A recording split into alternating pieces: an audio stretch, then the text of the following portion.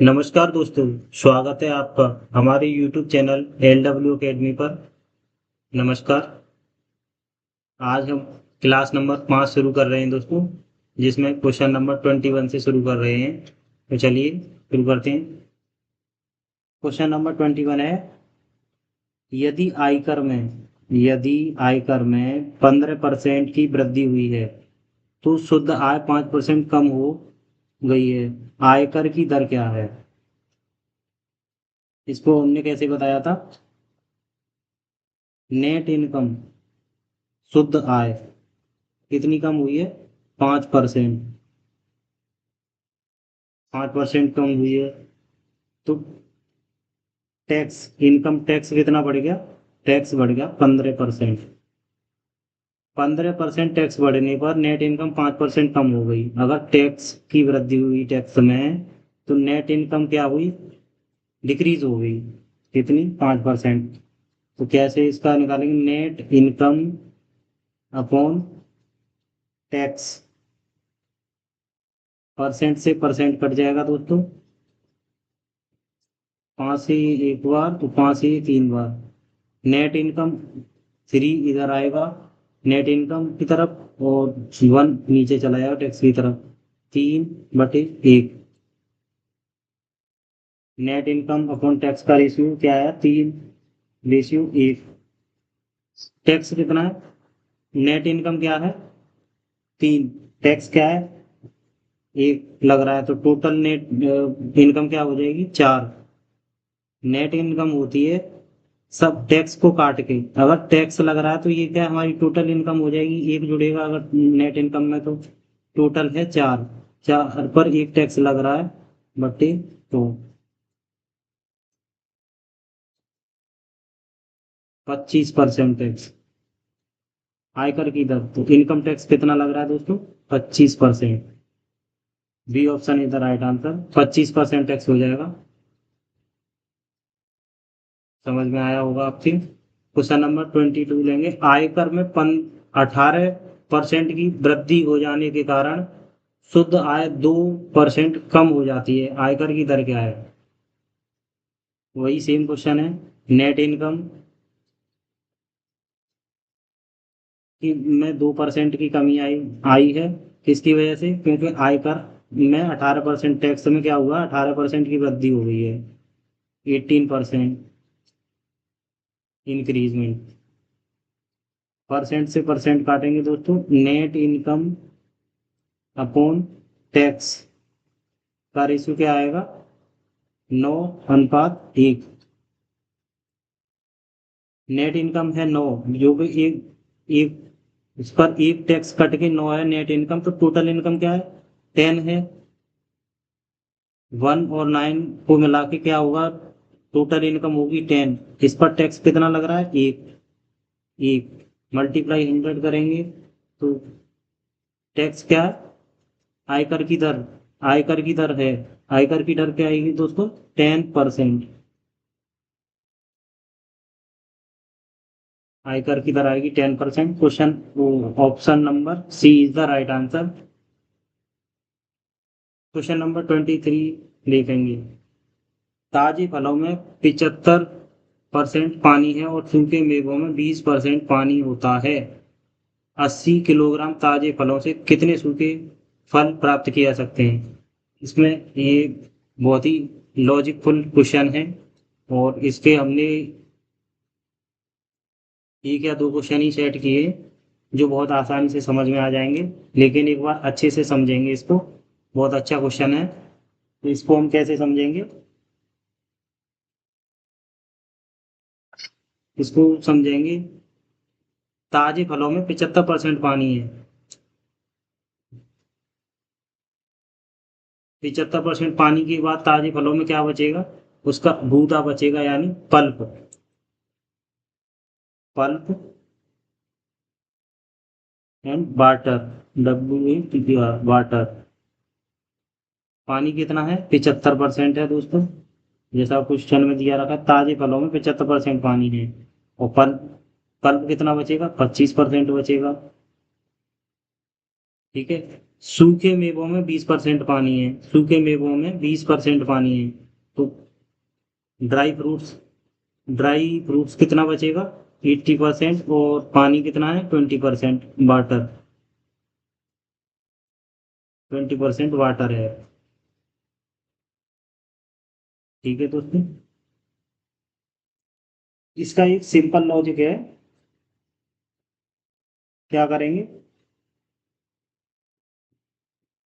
ताजे फलों में कितना, ताजा फल कितना होगा अपने आप में? 100% होगा।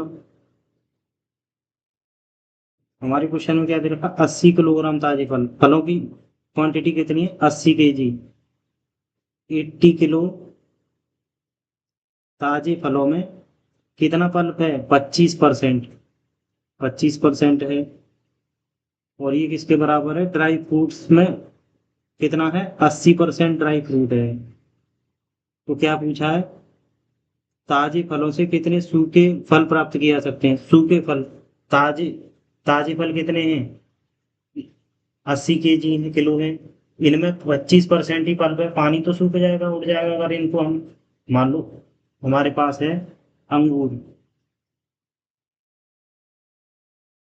अंगूर था, 80 kg अंगूर थे, 80 किलोग्राम अंगूर थे हमारे पास।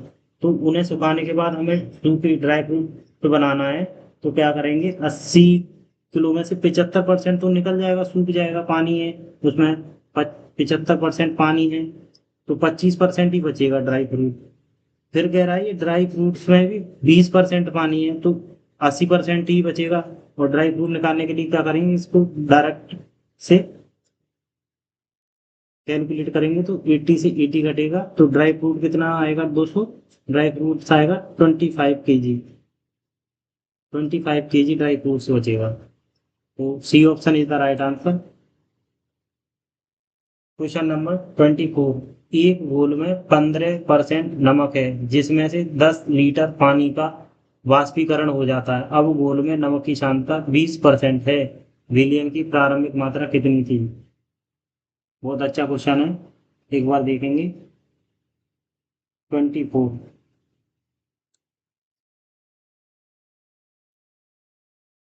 Total solution, total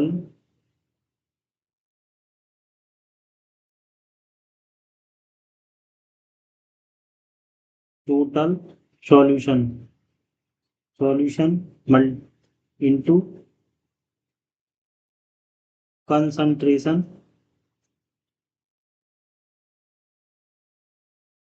of salt,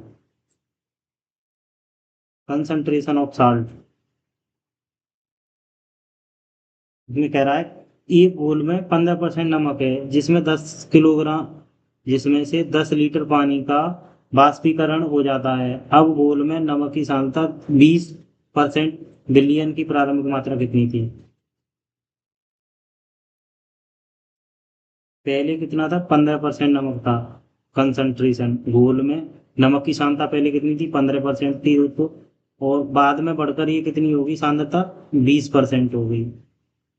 पाँच, इसको सरल करेंगे, 5 या 15, 5 चौके 20। टोटल में इसकी मात्रा क्या हो जाएगी? उलट जाएगी, 4:3 हो जाएगी, उल्टी हो जाएगी। 4 से 3 होने पर एक ही कमी आई। और क्वेश्चन के अनुसार कह रहा है जिसमें से 10 लीटर पानी का वाष्पीकरण हो जाता है, यानी एक की वैल्यू क्या हो गया? 10। क्वेश्चन कह रहा है अब घोल में नमक की सांद्रता 20% है, विलियन की प्रारंभिक मात्रा कितनी थी? एक की वैल्यू 10 है, तो 4 की वैल्यू 10 का मल्टीप्लाई करेंगे तो क्या आ जाएगी दोस्तों? 40 आएगा। प्रारंभिक मात्रा कितनी थी? 40 kg, 40 litre. B option is the right answer. 4 × 10 = 40 litre. Question number 28 देंगे। चीनी तथा पानी के 30 लीटर घोल में, चीनी तथा पानी के 30 लीटर घोल में 20% चीनी है। घोल को गर्म करके वाष्प द्वारा 5 लीटर पानी उड़ा दिए जाने पर शेष घोल में कितने प्रतिशत चीनी होगी?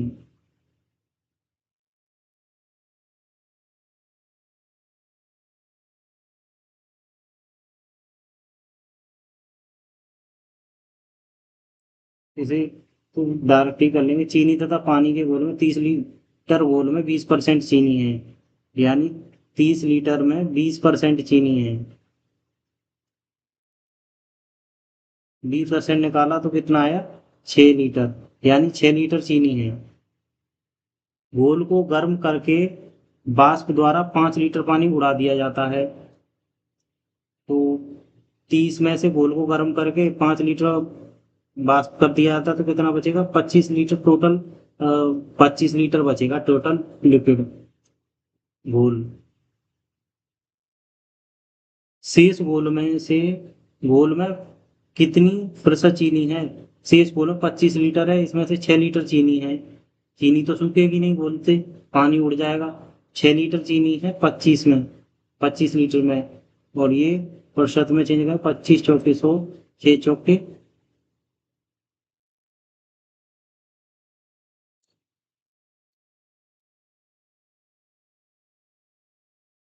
24, 6 चौके 24, 24 B option is the right answer.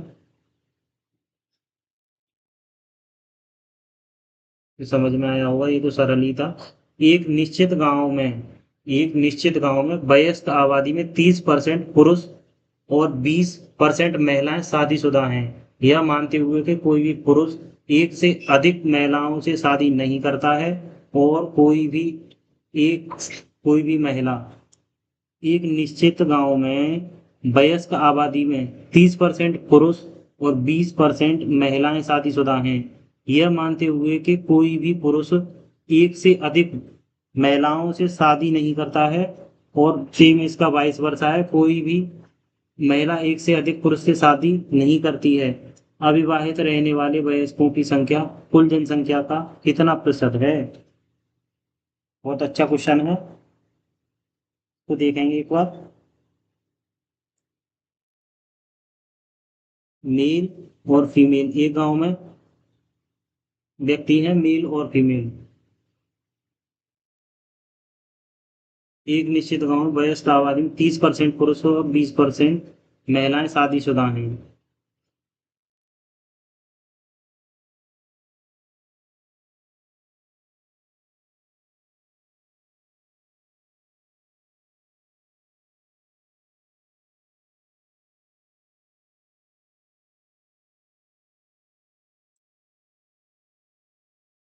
समझेंगे इस क्वेश्चन को एक बार दोस्तों। तो ये क्वेश्चन क्या कह रहा है, एक निश्चित गांव में वयस्क आबादी में 30% पुरुष हैं।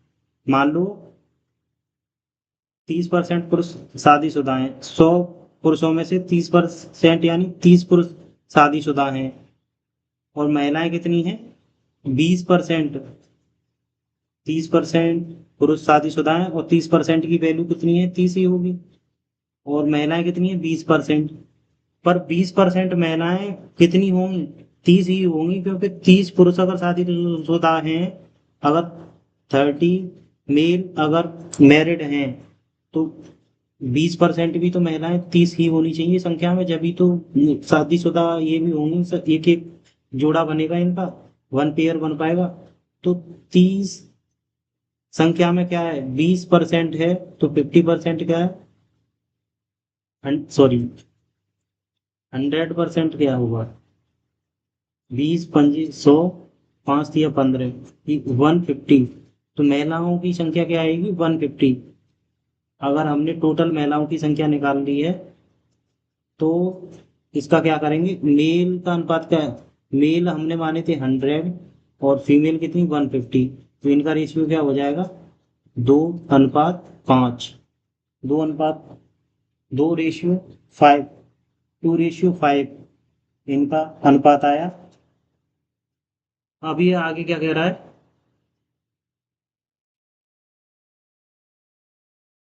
और कोई महिला एक से अधिक पुरुष से शादी नहीं करती है। अविवाहित रहने वाले वयस्कों की संख्या कुल जनसंख्या का कितना प्रतिशत है। हम तो विवाहित ही निकाल लेते हैं। अगर 30% पुरुष विवाहित हैं, यानी 30 पुरुष विवाहित हैं और 30 ही महिलाएं विवाहित होंगी। दोस्तों, ये थोड़ा दिमाग लगाने का क्वेश्चन है, अगर इसको आप समझ पाए तो। शुरू से समझाता हूँ। मेल और फीमेल, मेल कितना ये माने थे हमने 100, 100 में से कितने मैरिड थे? 30%। 20% फीमेल मैरिड थी। अगर 100 का 30% निकालेंगे तो 30 आएगा, यानी 30 पुरुष मैरिड हैं। फीमेल्स कितनी होंगी? 30 पुरुष अगर मैरिड हैं तो फीमेल्स को भी 30 फीमेल्स को भी मैरिड ही होना पड़ेगा। और 30 की वैल्यू कितनी देती है? 20। अगर 20% है तो 100% निकालने के लिए क्या आएगा? 150 आ जाएगा। यानी महिलाएं कितनी है? 150। टोटल गांव में जनसंख्या कितनी है? 100 प्लस 150, टोटल कितना है? 250 हो जाएगा। अब ये कह रहा है 30 पुरुष मैरिड हैं और 30 ही महिलाएं, तो टोटल कितने व्यक्ति मैरिड हैं? 60। कितने में से? 250 में से। मल्टीप्लाई 100 करेंगे तो ये क्या है? किसका परसेंट निकल रहा है? ये कितने व्यक्ति मैरिड हैं? 5 पंजे 25, 5 दूनी 10, 12 पंजे 60, 12 दूनी 24। तो 24% क्या है? उस गांव के व्यक्ति मैरिड हैं। मैरिड। लेकिन ये तो क्वेश्चन का आंसर नहीं है। क्वेश्चन का आंसर कैसे निकलेगा? अगर 100 में से 100% में से 24% मैरिड हैं तो अविवाहित रहने वाले वयस्क, 100 में से 24 माइनस करेंगे तो क्या आएगा दोस्तों? 76 आएगा। तो 76% क्या है? उस गांव में रहने वाले वयस्क अनमैरिड हैं। Unmarried.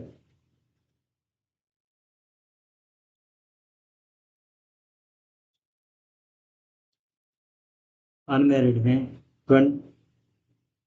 76%। B option is the right answer. आपको समझ में आया होगा। Question number 27। एक गांव की जनसंख्या 5,000 थी। एक साल में पुरुषों की आबादी में 10% की वृद्धि हुई और महिलाओं की संख्या में 5% की वृद्धि हुई, जिससे गांव की जनसंख्या 5350 हो गई। वृद्धि से पहले गांव में पुरुषों की जनसंख्या कितनी थी? देखिए दोस्तों, इसे थोड़ा, मेल एंड फीमेल टोटल कितने हैं? 5,000 हैं। 5,000। ये गांव की जनसंख्या 5,000 थी। एक साल में पुरुषों की संख्या में 10% की वृद्धि हुई और महिलाओं की संख्या में 5% की वृद्धि हुई। पूछा क्या है? वृद्धि से पहले गांवों में पुरुषों की संख्या क्या थी? अब इसमें हम निकालेंगे। अगर यहाँ पे दे रखा है महिलाओं की संख्या में कितनी वृद्धि है? 5%। पुरुषों की जनसंख्या में कितनी वृद्धि है एक साल में? 10%। अगर हम दोनों का 10% निकाल लें तो 5,000 का 10% कितना होगा? 5,000 का 10% निकालेंगे तो दोस्तों क्या आएगा? 500। 500 की वृद्धि होनी चाहिए 10%। लेकिन ये कितनी वृद्धि हो रही है? 5,350।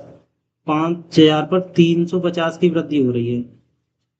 होनी चाहिए 10% निकालेंगे, दोनों का 10% होता तो 500। 150 की कमी आ रही है। तो ये 150 क्या है? ये 5% जो कम वृद्धि हुई है वही तो है। तो 5% है। 5% महिलाएं 150 हैं तो 100% क्या होंगी? 100% होंगी 3,000। 100% वैल्यू 3,000। तो फीमेल्स कितनी है? 3,000। और मेल कितने हो जाएंगे? टोटल कितने? 5,000। 5,000 में 2,000 मेल हो जाएंगे। पूछा क्या है? वृद्धि से पहले गांव में पुरुषों की संख्या कितनी थी? गांव में पुरुषों की संख्या कितनी? 2,000। समझ में आया ये आपको?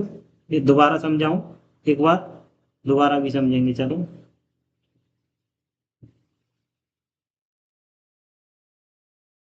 देखिए दोस्तों, एक गांव में जनसंख्या टोटल कितनी है? मेल और फीमेल मिला के 5,000 है। ठीक है। पुरुषों की संख्या में 10% की वृद्धि हुई दोस्तों। फीमेल्स की संख्या में 5% की वृद्धि बता रहा है ये। जिसमें गांव की जनसंख्या बढ़कर कितनी हो गई? 5,350। कितने की वृद्धि हुई? 350 की। लेकिन अब इसका हम कैसे निकालेंगे? ये 10% है, ये 5% है। अलग अलग निकालेंगे उससे अच्छा है कि पहले इसका करेंगे, टोटल 10% निकालते हैं फिर उसमें से घटा देंगे। सिर्फ 5,000 का अगर टोटल 10% वृद्धि करते हैं, सॉरी, एक जीरो है, 10% वृद्धि करेंगे तो क्या आएगा? 10% होगा 500, और यहाँ पे कितना बढ़ रहा है 350, यानी 150 कम बढ़ा। तो 150 किसकी वजह से कम बढ़ा, क्योंकि 5% ही बढ़ा, ये 10%, टोटल हमने 10% दोनों का निकाला 10%, तो यानी 5% फीमेल की वैल्यू क्या है 150 है, तो 100% कितनी होंगी, 5 या 15, 30 का मल्टीप्लाई 100 में करेंगे तो 3000 आएगा। तो फीमेल्स कितनी आ गई 3000, और तीन टोटल कितना है 5000, टोटल 5000 में से 3000 घटाएंगे तो 2000 मेल्स आएंगे। ये मेल एंड फीमेल की संख्या का अनुपात है। तो इसमें पूछा क्या है हमसे, पहले गांव में पुरुषों की संख्या कितनी थी 2000। C option is the right answer. अब आपके बहुत अच्छे से समझ में आया। क्वेश्चन नंबर 28, किसी गांव की वर्तमान जनसंख्या 10,000 है, यदि पुरुषों की संख्या में 20% की वृद्धि होती है और महिलाओं की संख्या में 10% की वृद्धि होती है। 10,000 है जनसंख्या, पुरुषों की संख्या में 20% की वृद्धि, महिलाओं की संख्या में 10% की वृद्धि हुई, तो जनसंख्या में 11,400 हो जाएगी। तो जनसंख्या उस गांव की बढ़कर कितनी हो गई 11,400 हो गई। गांव में पुरुष और महिलाओं की वर्तमान जनसंख्या के बीच का अंतर क्या है, वर्तमान पूछा है, वर्तमान ये वाला, ये जो संख्या 10,000 है इसमें मेल और फीमेल के बीच का अंतर पूछा है। मेल और फीमेल, मेल की जनसंख्या में कितनी वृद्धि हुई 20%, फीमेल की जनसंख्या में कितनी वृद्धि हुई 10%, टोटल कितनी थी दोनों की संख्या 10,000 थी। गांव में पुरुषों और महिलाओं की संख्या के बीच अनुपात क्या है, अगर 20% निकालेंगे दोस्तों 10,000 का 20% तो क्या आएगा, 2 जीरो से 2 जीरो जाएगा, 2,000 आएगा। लेकिन बढ़ रहा कितना है 10,000 से 11,400, यानी 1,400 ही बढ़ा, 600 कम, 600 कम बढ़ा किसकी वजह से, क्योंकि ये 10% बढ़ा है केवल। बढ़ना कितना चाहिए था 20%, दोनों का 20%, दोनों का 20% बढ़ना चाहिए था, लेकिन ये 20% मेल की जनसंख्या में 20% की वृद्धि हुई, फीमेल में 10%, और 10% का कम वृद्धि हुई, तो इसका परिणाम क्या है 600 कम बढ़ा। तो 600 अगर 10% है तो 100% क्या है दोस्तों 6,000। अगर फीमेल्स उस गाँव में 6,000 थी, तो 6,000 में से 10,000 में से 6,000 थी, तो मेल्स कितने थे 4,000।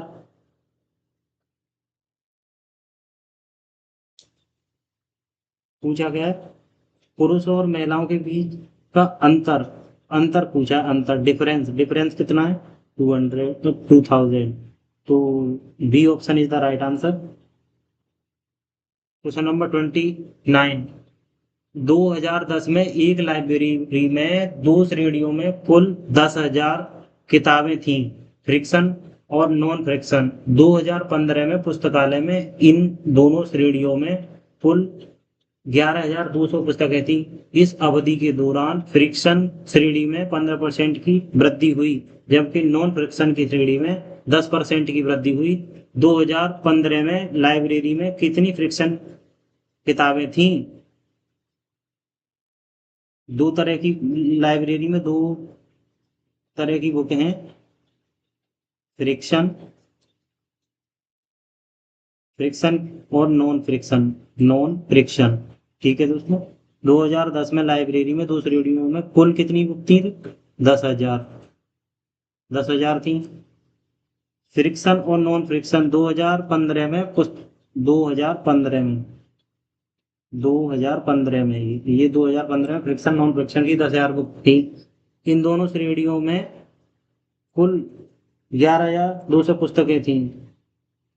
सॉरी सॉरी, यहाँ पे ये 2010 था, 2010 में थी, 2010 में। फिर 2015 में क्या हुआ, फ्रिक्शन और नॉन फ्रिक्शन में बुकें बढ़कर कितनी हो गई, दोनों में संख्या हो गई बढ़ के 11,200। कितनी संख्या बढ़ गई 1,200। क्यों, किसकी वजह से, क्योंकि इस अवधि के दौरान फ्रिक्शन श्रेणी में 15% की वृद्धि हुई, फ्रिक्शन में क्या हुआ 15%। क्वेश्चन नंबर 32 देखेंगे, एक परीक्षा में करुणा और अदिति के प्राप्तांक क्रमशः 300, 4, 300, 240 हैं। यदि करुणा ने 75% अंक प्राप्त किए हैं तो अदिति के अंक का प्रतिशत ज्ञात करें। करुणा करुणा ने कितने अंक प्राप्त किए? 300। करुणा के अंक कितने? 300। वो कितने हैं? ये 75% है।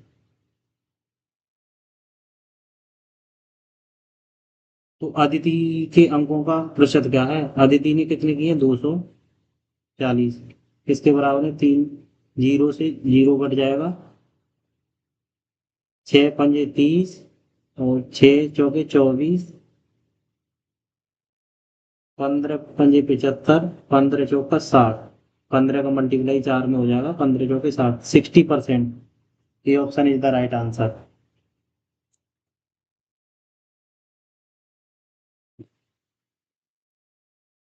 क्वेश्चन नंबर 33 देखेंगे दोस्तों एक बार।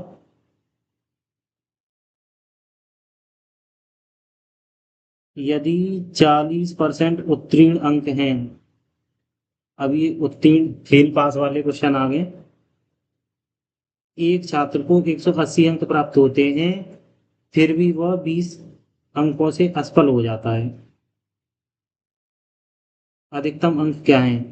यदि एक छात्र को 40% उत्तीर्ण अंक हैं, यदि 40% अंक उत्तीर्ण हैं, अब 100 में से 40% अंक लाना ही उत्तीर्ण है। पास जब भी होगा 40% अंक अगर वो लेके आएगा किसी परीक्षा में, तो उत्तीर्ण तभी होगा जब 40% अंक तक इसके आ पाएंगे।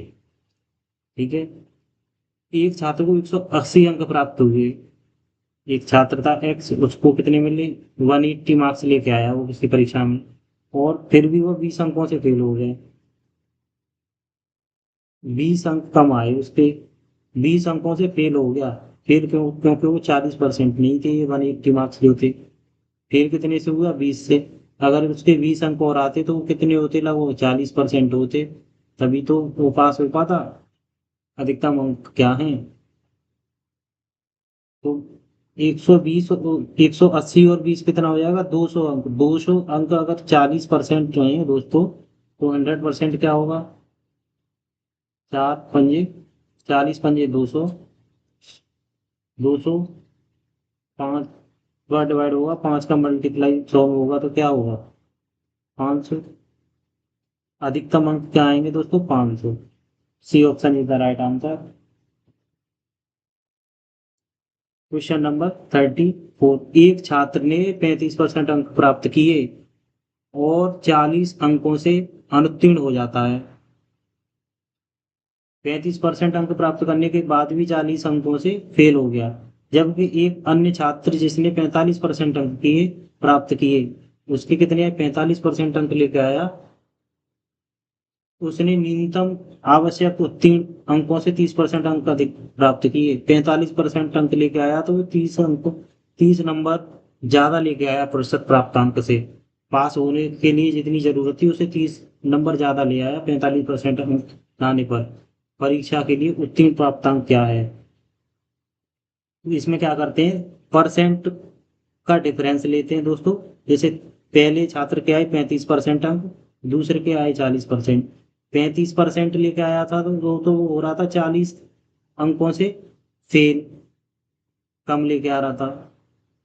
पासिंग से 40% कम, 40 अंक कम लेके आ रहा था। जब वो 45% मार्क्स लेके आया दूसरा छात्र, तो उसको क्या हुआ? वो 30 अंक ज्यादा ले आया पासिंग मार्क्स से। पासिंग मार्क्स से ज्यादा ले आया। पासिंग मार्क्स से 40 अंक कम लेके आया, ये प्लस 40 लेके आया, 30 लेके आया, तो पासिंग मार्क्स से 30 अंक ज्यादा ले आया। तो इसमें क्या होता है कि जब कम पासिंग मार्क्स से कम और पासिंग मार्क्स से अधिक की परसेंट वैल्यू में कितना डिफरेंस है? 35 से 45, 10%। और इसके अंक दोनों जुड़ जाएंगे क्योंकि ये कम ला रहा है 40 और 30, दोनों प्लस माइनस को जोड़ेंगे तो क्या आएगा? 70। यानी 70 की वैल्यू 10% है। 10% है तो 100% क्या आएगा? 700। परीक्षा के लिए उत्तीर्ण प्राप्तांक क्या है? 35%, दोनों में से किसी से भी निकाल सकते हैं, या तो 45% से या 35% से। 35% प्राप्तांक के लिए है, पर प्लस 40 और चाहिए। 40 अंक 700 का कितना परसेंट होंगे? 40 का ही निकाल लेते हैं। डबल जीरो से डबल जीरो कटेगा, तो इनसे थोड़ी गलती हुई है।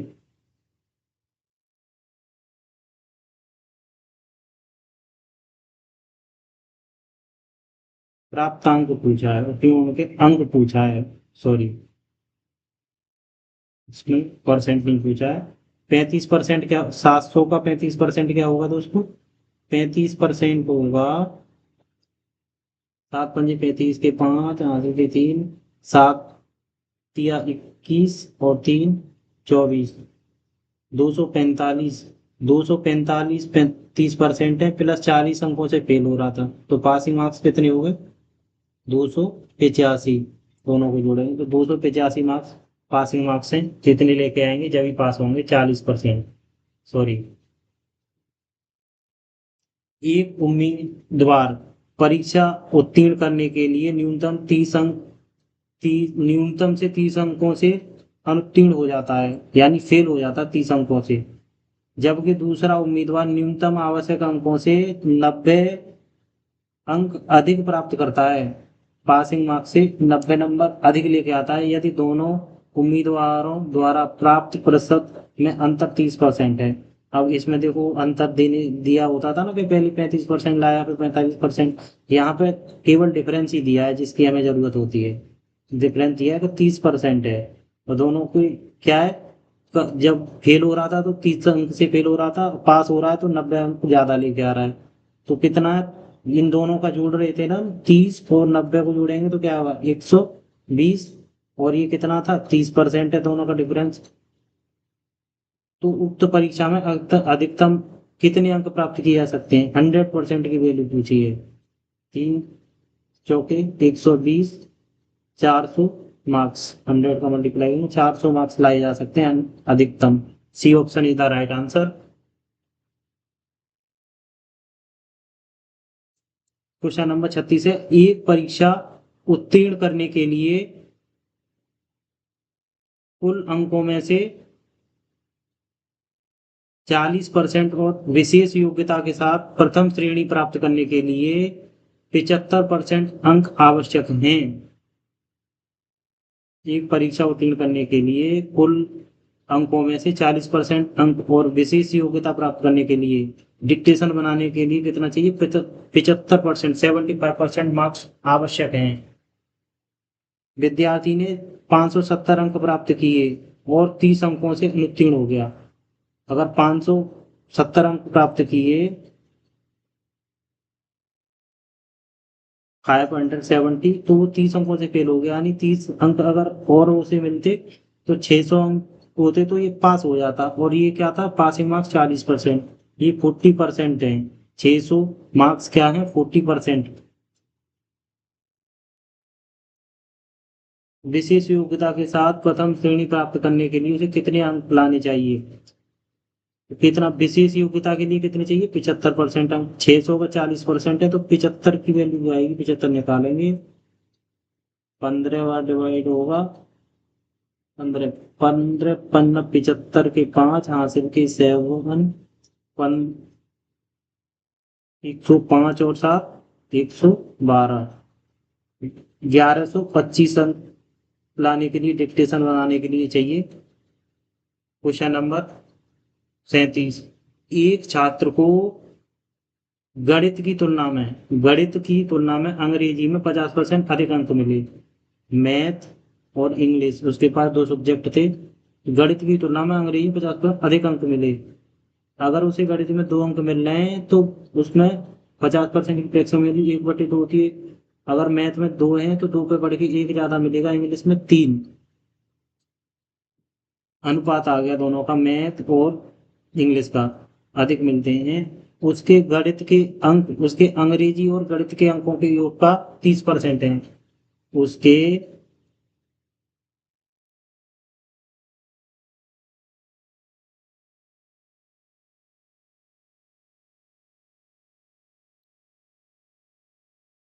उसके गणित के अंक, उसके अंग्रेजी और गणित के, अंग्रेजी और गणित के, अंग्रेजी और गणित में दोनों 5 हैं, के अंकों के योग का 30% है। 30% निकालेंगे 5 का, 15, 1.5 आएगा दोस्तों, 1.5 आएगा 30%।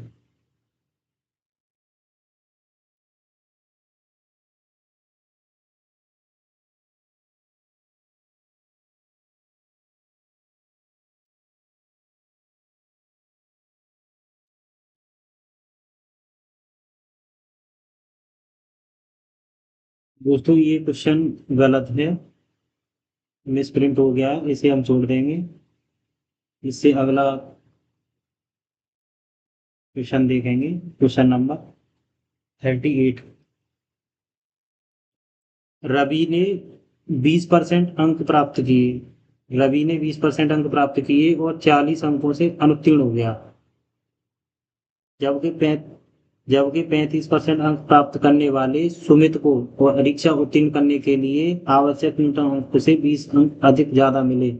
50% अंक प्राप्त करने वाले अमित को कितने अंक मिले? रवि को 20% अंक प्राप्त किए और 40 अंक से फेल हो गया, इसको इसने कितने किए थे? 35%। इनका दोनों का डिफरेंस क्या है? 15%। 20% डिफरेंस 35% बराबर 15%। 15%।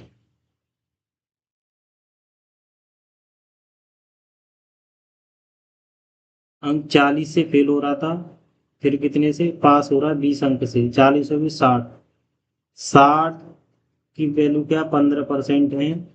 60 अंक 15% है। परीक्षा उत्तीर्ण करने के लिए आवश्यक न्यूनतम तो 50%, 50% क्या होगा? 15 चौका 60, 5 चौके 20, 200, 200 मार्क्स, 50%। अमित को कितना मिलेगा? 50%। 50% की वैल्यू क्या है? 200। Question number 39। एक अभ्यर्थी एक परीक्षा में P% अंक प्राप्त करता है, P% अंक प्राप्त करता है और C अंकों से विफल हो जाता है, जबकि एक अन्य परीक्षा थी जो Q% अंक प्राप्त करता है और उसे न्यूनतम आवश्यक उत्तीर्ण अंकों से D अधिक अंक मिलते हैं। परीक्षा के लिए अधिकतम अंक क्या है? इसमें फॉर्मूला पूछा है, तो सेम पिछले वाले क्वेश्चनों की तरह ही है ये भी। तो कैसे होगा ये? इसका डिफरेंस कितना है? P%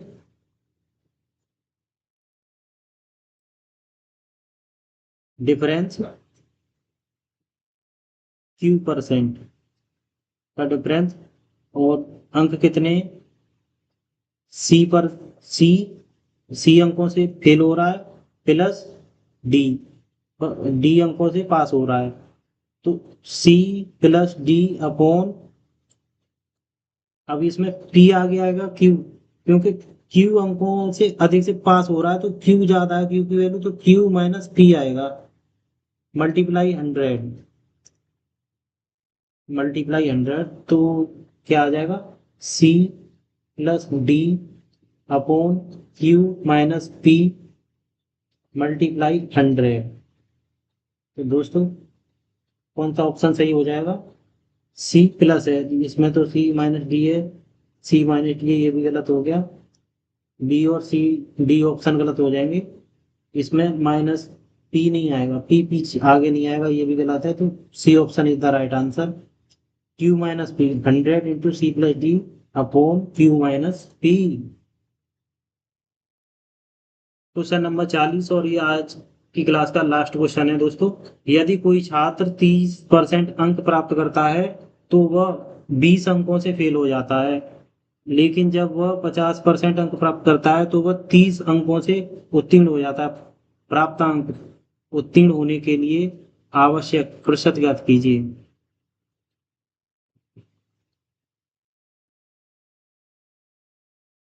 जब 30% ला रहा था और 50% का डिफरेंस क्या है दोस्तों? 20%। और 20 अंक से फेल हो रहा था और पास कितने से हो रहा है? 30 अंकों से। तो 50 अगर 20% है तो 100% क्या होगा? 100%, 20 पंजे 100, 5 पंजे 25, 250, 100% मार्क्स हैं। और 20 अंकों से फेल हो रहा है, 30% अगर वो मार्क्स लेके आ रहा है, 30%, तो क्या हो रहा है? वो फेल हो रहा है कितने अंकों से? 20 अंकों से। ठीक है दोस्तों, इसका 20% कितने परसेंट में बदलेंगे? तो 5 दूनी 50, 50 दूनी 100, 50 पंजे 250, 5 चौके 20, 4 दूनी 8, 8%। 20 अंक क्या है? 8% है। तो 30% में 8% जोड़ेंगे तो क्या आएगा? 38%। क्योंकि 30% पे फेल हो रहा था, 8% और 20 अंक लेके आ रहा है, तो 38% मार्क्स लाएगा तो वो पास होगा, पासिंग मार्क्स। यदि कोई छात्र 35% अंक प्राप्त करता है तो वह 60 अंकों से फेल हो जाता है, लेकिन जब वह 55% अंक प्राप्त करता है तो वह 40 अंकों से उत्तीर्ण हो जाता है। 55 और 35 का डिफरेंस क्या है दोस्तों? 20%। फेल कितने से हो रहा है? 60%, 60 अंकों से। पास कितने से अधिक से हो रहा है? पास से कितने अधिक ला रहा है? 40। टोटल कितने? 100 मार्क्स। प्राप्त अंक उत्तीर्ण होने के लिए आवश्यक प्रतिशत ज्ञात कीजिए। 100% निकालेंगे, 20 पंजे 100, 500 मार्क्स। 500 का 60 कितना है दोस्तों? 60 का परसेंट निकालेंगे तो 12%। 12%, यानी 35% ला रहा था तो फेल हो रहा था, और 60% कम नंबर ला रहा है, तो ये 60% परसेंट में कितने? 12%। दोनों को जोड़ेंगे तो क्या आएगा? 47%। पासिंग मार्क्स कितने? 47% लाएगा तो पास हो जाएगा। B option is the right answer. जब कोई छात्र जब कोई छात्र 30% अंक प्राप्त करता है तो वह 45 अंकों से असफल हो जाता है, लेकिन जब वह 42% अंक प्राप्त करता है तो वह 9 अंक अधिक के साथ असफल हो जाता है। ये बदल गया क्वेश्चन, इसे समझेंगे। ये इसका टाइप 2 है। पास फेल वाले क्वेश्चनों का टाइप 2 है दोस्तों कोई छात्र जब 30% अंक प्राप्त कर रहा है तो वो 45 अंकों से फेल असफल हो रहा है, लेकिन जब वह 42% अंक प्राप्त करता है तो वह 9 अंकों से के साथ असफल हो जाता है। दोनों ही स्थितियों में असफल फेल हो रहा है। प्राप्तांक प्रतिशत ज्ञात करें। 30% अंक प्राप्त कर रहा था और 42% का डिफरेंस कितना दोस्तों? 12%। फेल कितने? 45 और 9 कितना होता है? 44।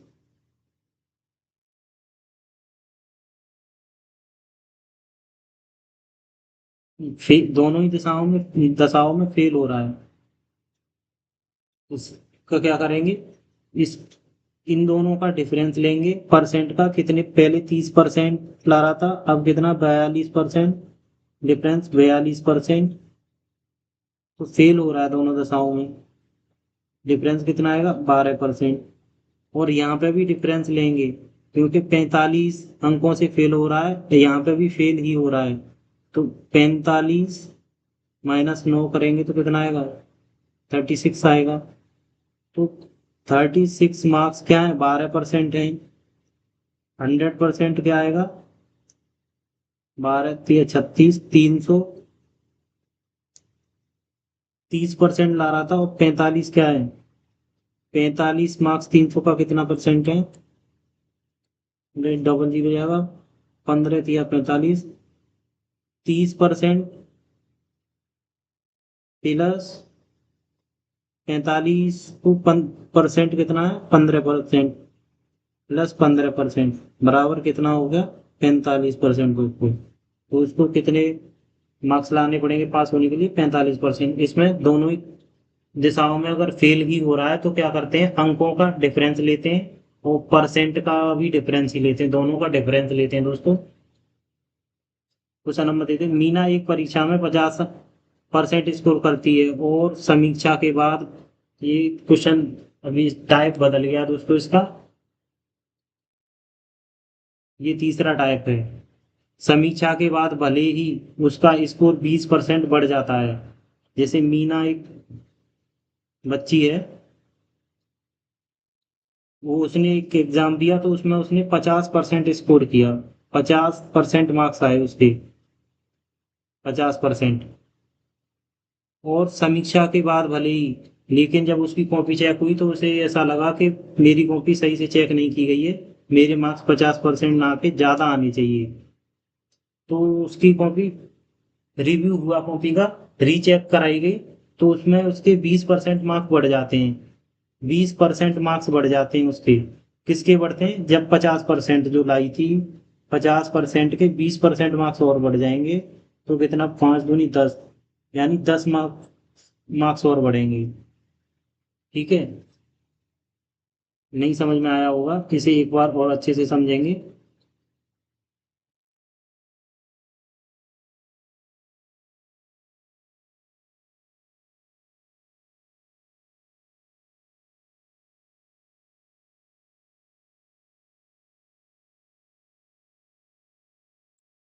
मीना, मीना एक लड़की है। मान लो उसने एक परीक्षा दी, उस 100 में से उसे लेके आई वो 50 अंक। 100 का 50% लेके आई, 100% में से 50%, यानी 50 मार्क्स लेके आई। तो उसे लगा कि मेरी कॉपी सही से चेक नहीं की गई है, तो उसने दोबारा रीचेक कराई कॉपी। तो उसके 20% मार्क्स बढ़ गए। अगर पहले 50 आए थे, 50 का 20% बढ़ाएंगे तो कितना आएगा? 10 आएगा, तो यानी उसके 10 मार्क्स और बढ़ गए। टोटल कितना होगा? 60 हो गए। 100 में से 60 लाई तो 60% मार्क्स हो गए री कॉपी चेक होने के बाद। री कॉपी चेक हुई, फिर उसके बाद उसने क्या किया, वो 30 अंकों से फेल हो जाती है। 60% अंक लाने के बाद भी वो 30 अंकों से फेल हो जाती है, हो रही थी। यदि उसका उत्तर समीक्षा स्कोर 25% बढ़ाया जाता है, समीक्षा स्कोर भी 25% दोबारा चेक की गई, तीसरी बार कॉपी चेक की गई, करवाई उसने, फिर भी वो एग्री नहीं थी। दूसरी बार में भी उसने कहा कि मुझे इस पर बिल्कुल भरोसा नहीं है, ये जो मेरे 10% मार्क्स बढ़ाए गए ये गलत है, मेरी कॉपी और दोबारा चेक करी जाए। तीसरी बार उसने कॉपी चेक कराई, तो क्या हुआ, उसका उत्तर समीक्षा स्कोर का 25% बढ़ाया जाता है। 60% का 25% बढ़ाया गया दोस्तों।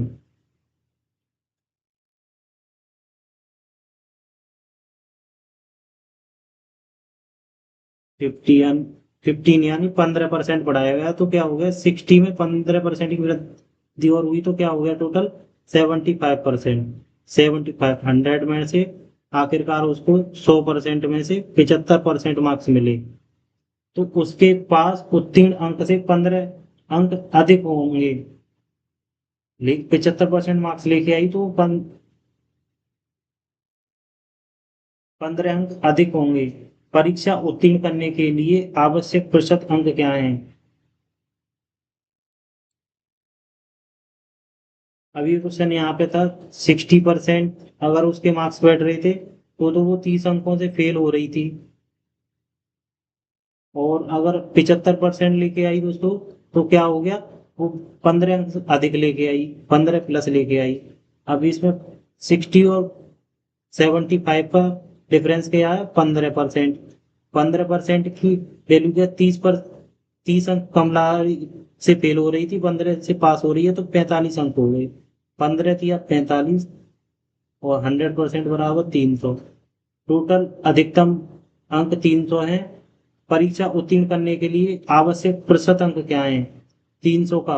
जब वो 60% लेके आ रही है, तो वो फेल हो रही थी कितने अंक नंबर से? 30 नंबर से।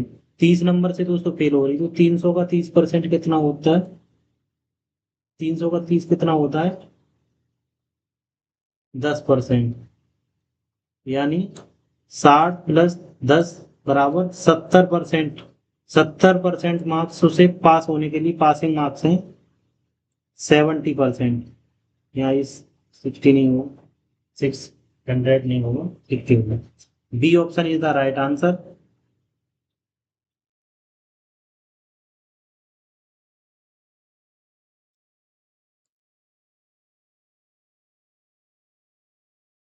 क्वेश्चन नंबर 44 देखेंगे दोस्तों। अंतिम परीक्षा में अमित ने 45% और सुमित ने 60% अंक प्राप्त किए। अमित और सुमित दो स्टूडेंट हैं। अमित ने 45%, सुमित ने 60% अंक प्राप्त किए।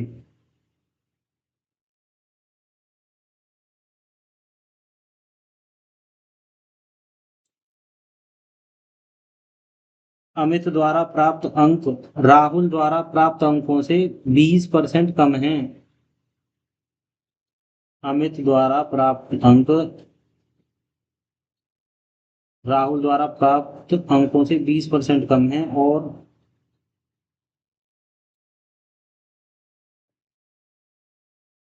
और सुमित द्वारा प्राप्त अंक राहुल द्वारा प्राप्त अंकों से 40 पर अधिक हैं। गीता ने, जिसने 80% अंक प्राप्त किए, द्वारा प्राप्त अंक हैं। गीता के अंक पूछे हैं। बहुत अच्छा सवाल है, इसको बहुत अच्छे से एक बार समझते हैं। एक लड़का है अमित, जिसे कितने मार्क्स मिले? 45%। सुमित को कितने मिले? 60% मार्क्स। सुमित ने 60% मार्क्स प्राप्त किए।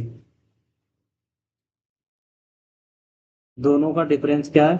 15%।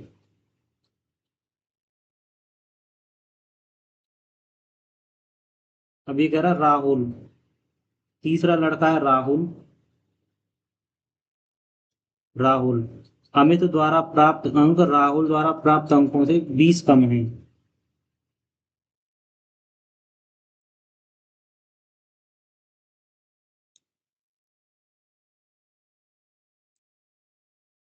राहुल के मार्क्स कितने?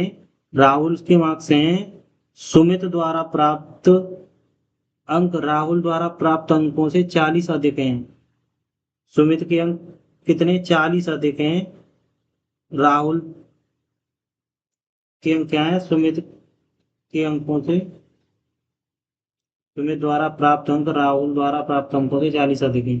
40 अधिक हैं सुमित के अंक राहुल से, और राहुल के अंक अमित द्वारा प्राप्त अंकों से 20 अंक कम हैं, -20। बराबर करेंगे, क्या होगा? इसे हटाएंगे, कोष्टक हटेगा तो माइनस माइनस प्लस हो जाएगा, तो क्या आएगा? R बराबर 60। 60 आएगा।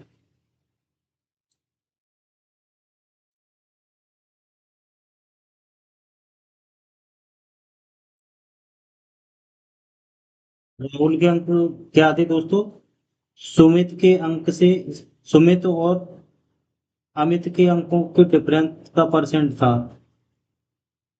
डिफरेंस था, अंकों का डिफरेंस था।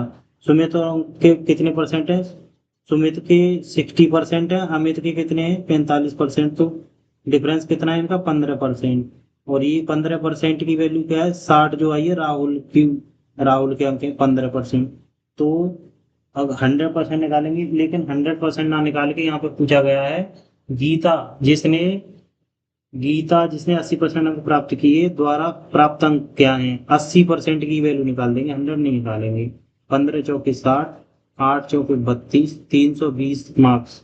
गीता द्वारा कितने अंक प्राप्त किए? 320। B option is the right answer. Question number 45 देखेंगे। एक परीक्षा में ए ने बी से 25% अधिक अंक प्राप्त किए। बी ने सी से 20% अधिक अंक प्राप्त किए। यदि ए सी को 150 अंक अधिक प्राप्त हुए, तो बी को कुल कितने अंक प्राप्त हुए? ए, बी, सी, तीन स्टूडेंट हैं। ए ने बी से 25% अधिक अंक प्राप्त किए। ए ने, बी ने अगर 100% 4, तो 5, 25% 4/5 होती है फ्रैक्शन वैल्यू। 4 बी को मिले तो 5 ए को मिले, प्राप्त किए। बी ने सी से 20% अधिक अंक प्राप्त किए। फ्रैक्शन वैल्यू क्या होगी? 20%, 5 से 4, सी 4 आएगी, तो यहाँ पे भी 4 आएगा, यहाँ 5 आएगा। ए बी सी का वो आएगा 4 चौके 16, 5 चौके 20, 5 पंजे 25। ए बी सी का अंकों रेस हुआ है। यदि ए को सी से, ए के 25 है, सी के 24 है, तो ए और सी का डिफरेंस में कितना अंतर है? 9 का। 9 की वैल्यू 150 दे रखी है अधिकतम। तो बी को कुल कितने अंक प्राप्त हुए? 150 अगर 9 है तो बी को कुल कितने अंक? बी को मिले 20।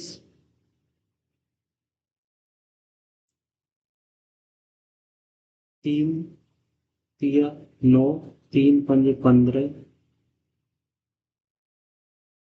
5 दूनी 10, 1000/3।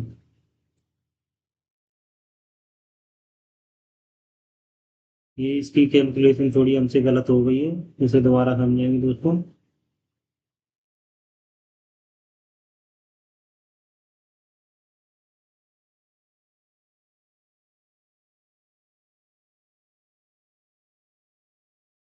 ए, बी और सी तीन स्टूडेंट हैं।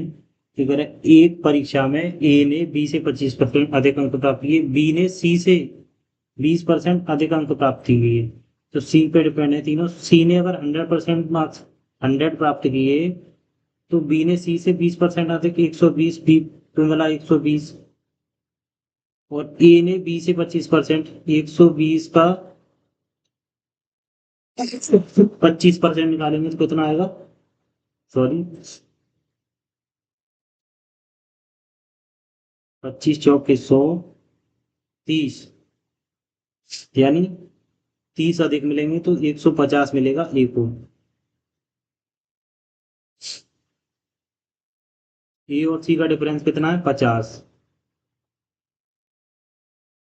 50 की वैल्यू 150 दे रखी है, तो बी को 120 की वैल्यू पूछी है। 50 दिया, 12 दिया 36, 360 अंक।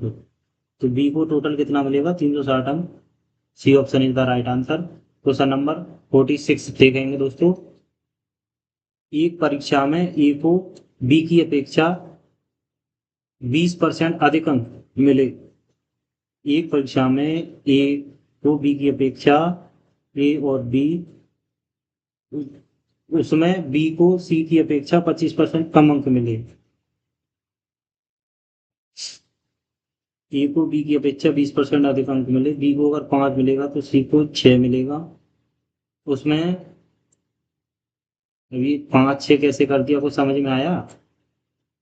ए, बी और सी, 20% अधिक अंक मिले ए को बी से, तो 20% की फ्रैक्शन वैल्यू 1/5 होती है। 1/5। अगर बी को 5 मिलेगा तो उससे बढ़ के एक बढ़ के ए को कितना मिलेगा? 6। उसमें बी को सी की अपेक्षा 25% कम अंक मिले, बी तो सी की अपेक्षा 25% कम अंक मिले। 25% की फ्रैक्शन मिली 1/4। सी को अगर 4 मिलेगा तो बी को 3 ही मिलेगा। यहाँ 3 है, यहाँ 5 है। इन दोनों का क्या करेंगे? इन दोनों को सेम बनाने के लिए ऊपर 3 से मल्टीप्लाई करेंगे, नीचे 5 से करेंगे। ऊपर कितना होगा? 15 आएगी दोनों की वैल्यू। और नीचे 5 का मल्टीप्लाई इधर 4 में करेंगे सेम बनाने के लिए। इधर 3 का मल्टीप्लाई 6 में करेंगे तो क्या आएगा? फ्लेक्स 6 तिया 18, 5 तिया 15, अनुपात, और 5 चौके 20। ये तीनों का रेशियो आया ए बी सी का।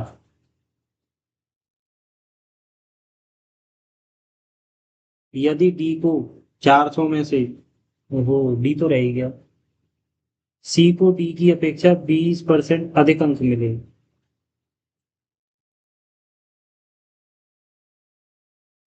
20 अगर 120 है तो 100% क्या होगा?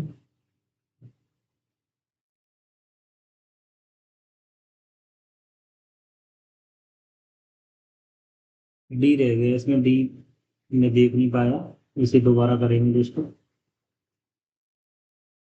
ये टोटल डी, 4 स्टूडेंट ए, बी, सी और डी।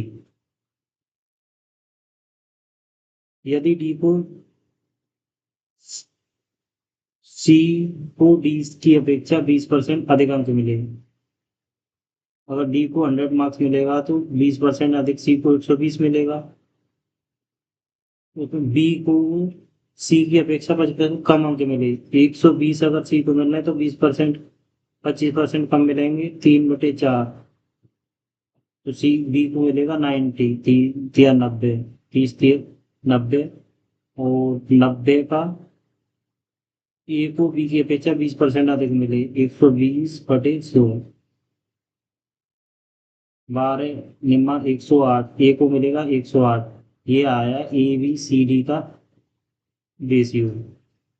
इस रेशियो में उनको अंक प्राप्त किए हुए हैं। सी, यदि डी को 400 में से 250 अंक मिले हों, 250 अगर 100 है, ठीक है, 400 में से,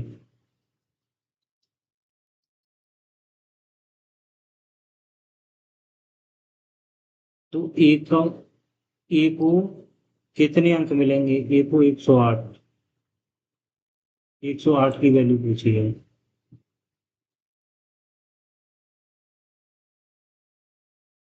0 से 0 कटेगा,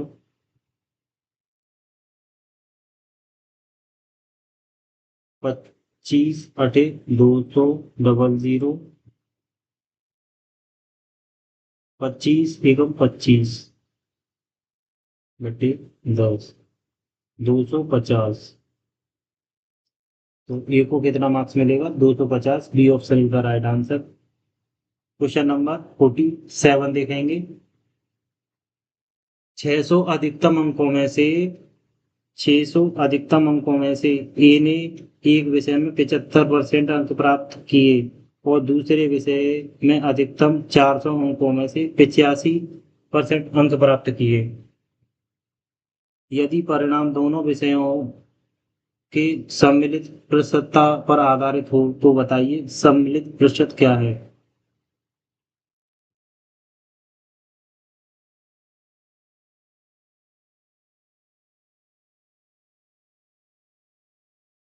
first subject and second subject, दो सब्जेक्ट है उसका। पहले में क्या है, 600 अंक हैं टोटल, दूसरे में 400 हैं। दोस्तों इसका डेविएशन से करेंगे बहुत अच्छे से, तो रेशियो ले लेंगे। इसका क्या आएगा?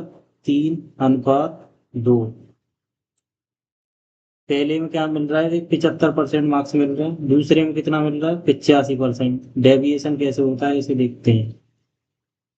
मिड वैल्यू को किसी को ले लेंगे, जैसे अगर मान लो 75% उसको अंक मिले, तो 75%, और तो ये है ही 85%, 75% से कितना अधिक है? 85% अधिक है 75% से 10%। तो 10 का भाग देंगे दो में, 10 दूनी 20, 20% को बांटेंगे दोनों के रेशियो में, यानी 3 और 2 5 में, 5 से डिवाइड करेंगे तो 5 × 20, यानी 4%। सभी में बटेगा ये 20 जो है सभी में बटेगा, जब ही तो सम्मिलित प्रतिशत आएगा बराबर। तो 4%, 75 + 4% क्या आएगा? 79%। सम्मिलित परसेंट कितना आया? 79। इसी को अगर अलग अलग करके निकालेंगे तो थोड़ा टाइम लगेगा। डेविएशन, डेवी डेविएशन मेथड थोड़ी इजी है, बहुत अच्छे से समझ से इसे और बहुत जल्दी कर सकते हैं। C option is the right answer. Question number 48 लेंगे दोस्तों। निधि ने एक परीक्षा दी निधि ने एक परीक्षा दी, कला, सामाजिक विज्ञान, गृह विज्ञान और इतिहास। उसके 4 सब्जेक्ट थे। पहली थी ड्राइंग, दूसरी थी एसएसटी, तीसरी थी होम साइंस, और चौथी क्या थी? हिस्ट्री। पहली में उसे 50 अंक मिले, दूसरी में 100 एसएसटी में, और हिस्ट्री में वो होम साइंस में मिले 150, और हिस्ट्री में मिले 200। ठीक है। यदि उसी क्रम से 60%, 80%, 90 अंक और 75% प्राप्त हुए, पहले तो इनका रेशियो ले लेंगे। 50 एकम 50, 50 दूनी 100, 50 तिया 150, 50 चौके 200, 50 चौके 200। ये रेशियो आ गया इनका। 1:2:3:4 इनका रेशियो आ गया। पहली में उसे 60% मार्क्स मिला, दूसरी में कितना मिला, 80% मार्क्स मिला, तीसरी परीक्षा में 90 मार्क्स मिला, लेकिन कितने में से, तीसरी परीक्षा में 150 मार्क्स थे टोटल, 150 में से 90 मार्क्स मिला तो कितना परसेंट था, 0 से 0 कटेगा, 5×3=15, 20×5=100, 3×3=9, 60%। तीसरी परीक्षा में 60% मार्क्स मिला उसको, चौथी में कितना मिला, 75%, 75%। अब इनका डेविएशन लेंगे, क्या पूछा है, उसके कुल प्राप्तांक प्रतिशत क्या है। मान लो उसे 80% मार्क्स मिले, एज्यूम किया हमने, एज्यूम किया 80% मार्क्स मिला उसको, 80% मार्क्स मिला, अज्यूम किया 80% मार्क्स मिले, ठीक है। 80% से 60% कितना, 20 कम है, तो 20 का भाग अगर 1 में देंगे तो क्या आएगा, 20%। और ये 20 क्या है, कम है, 80 से कम है तो माइनस आएगा, प्लस 80 तो बराबर है, ये 60 फिर कम है, तो 20×3=60, 20 कम है, 20×3=60, और ये क्या है, 60, ये भी कम है, माइनस, और ये कितना है, 75, 5 कम है, 80% से 5 कम है, 5×4=20, -20, माइनस माइनस 3 है तो कितना आ जाएगा, 100। 100 को इन रेशियो को ऐड करके इनसे भाग देंगे, 1 और 2 3, 3 3 6 और 4 10, 10 से भाग देंगे तो 10 आएगा, 10%। और ये क्या था, 10%, ये माइनस का था ना 100, तो माइनस करेंगे 10 को, तो क्या आएगा, परसेंट रेशियो आएगा उसका 70% मार्क्स लेके आई निधि टोटल विषयों में। तो आज की क्लास को दोस्तों हम यहीं पे खत्म करते हैं, समाप्त करते हैं। आई होप आपको समझ में आया होगा दोस्तों। मेरी आपसे एक गुजारिश है, अगर आपको मेरी क्लास अच्छे से समझ में आई हो, अच्छी लगी हो, तो दोस्तों एक लाइक जरूर कर देना और सब्सक्राइब भी कर देना। बहुत बहुत धन्यवाद। Thank you. जय हिंद।